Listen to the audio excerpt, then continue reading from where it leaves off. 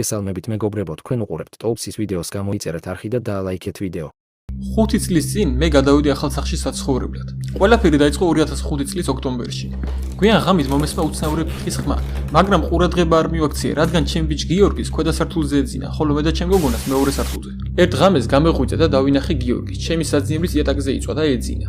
როდესაც გავაღვიძე, მან მითხრა, რომ მის ოთახში გაიგონა უცნაური ხმები და დაინახა ჩრდილები, რომლებიც მოძრაობდნენ მთელ კედელზე.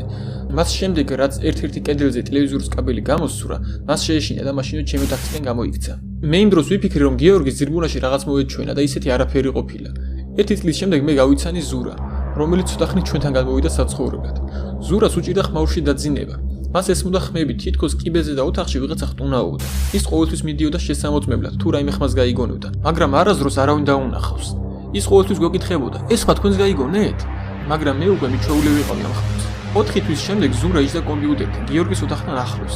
უცბად მან მუცლის არეში იგრძნო ძლიერი ტკივილი. როდესაც მაიკი აიწია, მას მუცელზე ჰქონდა ნაკაწრე. ირგვლივ ბაცრი ნივთი კი არაფერი იყო, რითიც ამ ნაკაწრის ახსნა იქნებოდა შესაძლებელი. მან მითხრა, რომ დაინახა ჩრდილი კედელზე, მაგრამ როდესაც უკან შეტრიალდა, არაფერი დაუნახავს. 2 კვირის შემდეგ მე და გიორგი ვიწექით ჩემს საძინებელში. კარი ღია მქონდა და ვუყურავდით ტელევიზორს. უცბად დავინახეთ ჩრდილი, რომელიც ჩემი გოგონას ოთახისკენ მიდიოდა. გიორგი მაშინვე წამოხდა და მითხრა, რომ ახლა მან ეს ჩრდილი მკაფიოდ დაინახა. მე მაგ მომენტში ძალიან შემეშინა და ირგვლივ ყურება დავიწყე, მაგრამ ამ შიშმა მალევე გადამიარა. 2 დღის შემდეგ ზურა ისე კომპიუტერთან იჯდა, როცა მას მოულოდინდა თავში რაღაცამ დაარტყა და სახე ჩამოგაძრა.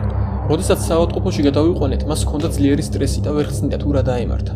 მე თავიდან ვიფიქრე, რომ ეს იყო ბოროტის სული და ძალიან ვინერვიულობდი, რადგან ამ სულმა ზურა დაასახიჭრა. ასეთი რამ ხო შესაძლებელია ჩემ ბავშვებსაც რომ დამართოს. საინტერესოა, ეს ის ჩრდილია, რომელიც მე ბავშვობიდან დამყოლდა. თუ ეს რაღაც უკვე ამ სახლში სახლობდა. 2 დღის შემდეგ ჩემი ბიჭი გამოვარდა სააბაზანოდან და მითხრა, რომ მან დაინახა სისხლში ამოსრული სახე.